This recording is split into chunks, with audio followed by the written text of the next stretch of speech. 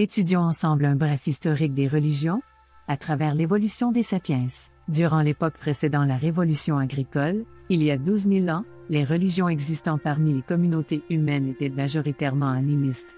Un animiste croit qu'un esprit anime tous les êtres vivants, les éléments naturels et même les objets. Les humains ne sont pas des créatures plus spéciales que les cochons, le blé ou le vent.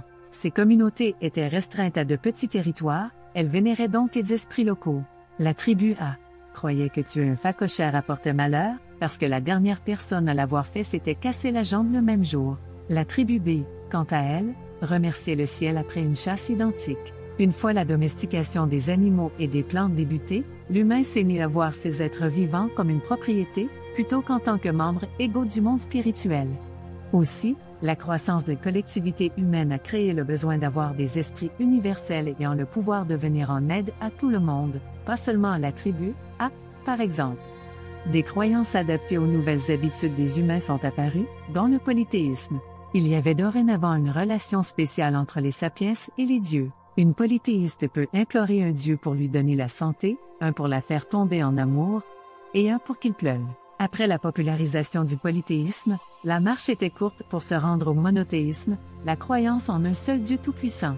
La transition de majoritairement polythéiste à monothéiste des continents de l'Afrique, de l'Europe et de l'Asie s'est passée entre les années 0 et 1000 après Jésus-Christ. Plutôt que de prier des entités différentes quand une monothéiste tombe malade, quand elle se sent seule ou quand elle s'inquiète pour ses récoltes, elle ne converse maintenant qu'avec un seul pouvoir suprême de l'univers. Pour elle, Dieu contrôle les lois de la nature. Il a également des intérêts et des biais, il est la source de tout ce qui est bon. La monothéiste a donc de la difficulté à expliquer pourquoi le Créateur laisserait quelqu'un agir malignement, pour ensuite l'envoyer en enfer, alors qu'il aurait simplement pu éviter de mettre cette personne sur terre. Une autre croyance qui donne une réponse à ce dilemme est le dualisme. Cette croyance, comme le monothéisme, a pris racine du polythéisme. Elle suit la ligne directrice selon laquelle l'univers est un terrain dans lequel s'opposent deux forces, le bien et le mal. Elles sont en réel duel, l'une n'est pas plus puissante que l'autre. Un dualiste croit qu'une personne agit avec de mauvaises intentions parce qu'elle est sous l'emprise du mal, tout simplement. Le chrétien moyen croit aux fantômes animistes, aux saints polythéistes, en un dieu monothéiste et au diable dualiste. Il y a un nom pour cette tendance à pratiquer une combinaison de rituels différents et parfois contradictoires, le syncrétisme. Que tu adoptes une idéologie ou une autre, il est indéniable que la religion est une grande unificatrice de la race humaine. Elle a un rôle historique crucial, celui de donner une légitimité incontestable à certaines idées. Aucune requête ne peut être absurde si elle provient de Dieu, l'être tout-puissant qui connaît tout. Rien ne me sert de la questionner. Dieu m'a dit que je ne dois pas tuer, commettre l'adultère ni voler. Dieu m'a dit que cette famille a du sang royal, c'est pourquoi elle détient ce pouvoir et ses richesses démesurées. À travers l'histoire, des gens se sont servis de la religion autant pour préserver la cohésion sociale que leurs propres intérêts. La religion peut se définir comme étant un système d'ordre et de valeurs humaines fondées sur une croyance en un ordre superhumain.